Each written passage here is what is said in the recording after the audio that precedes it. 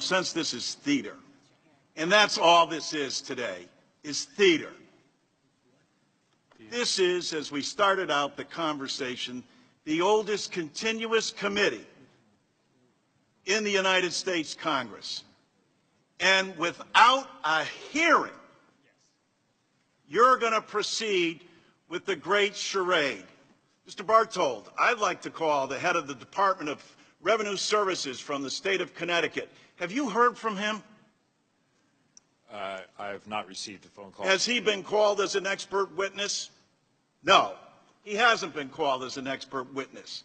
And the transfer that's going to take place, I'll take Lee Zeldin's comments about the transfer of wealth from one region of the country to the other on the backs of hardworking people of the middle class. You talk about taxing success?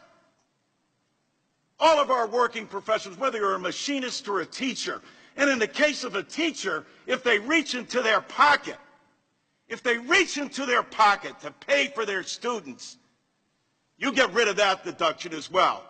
So you can give it to somebody who's already got an $11 million deduction on the estate tax. This is outrageous. You are all good and honorable people.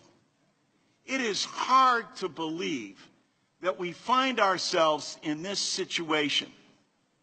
You just went through this with the Health Care Act.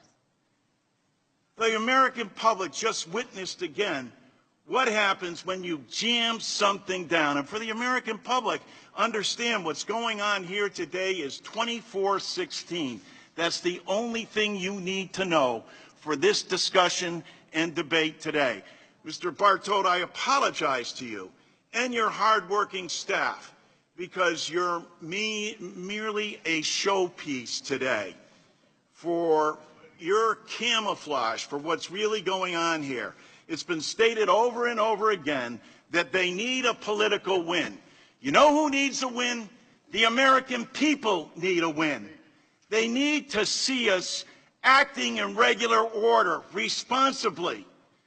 Mr. Neal pointed out in his opening remarks, in the Tax Reform Act of '86, 30 hearings were conducted in this committee, 12 in the subcommittee, 450 expert testimonies. We have none. None. No one was allowed to come forward. As Mr. Doggett pointed out, no one from the administration will even sit in front of us. We're the oldest committee in Congress. Many would argue the most prestigious. And members on this side of the aisle aren't even entitled to bring an expert witness on any aspect of the tax code that affects 100% of our economy. 100% of the economy is impacted. And people in my state, in the middle class, are going to get a tax increase.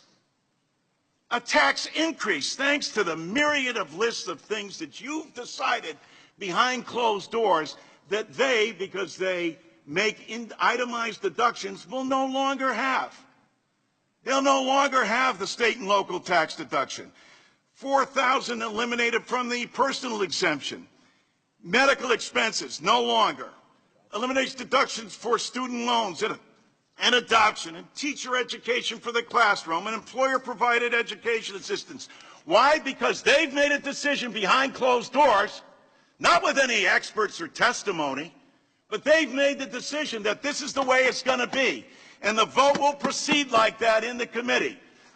Check me if I'm wrong on this. It's going to be 24/16 right down the line, all the way until they can get this to the floor of the House. And then on the floor of the House, they'll continue to perpetuate this great myth that somehow we went through any kind of regular order or there was any bipartisanship that was alluded to. These are honorable people. This is not an honorable time or day for this committee or for democracy in America. Not a single hearing or a single expert witness.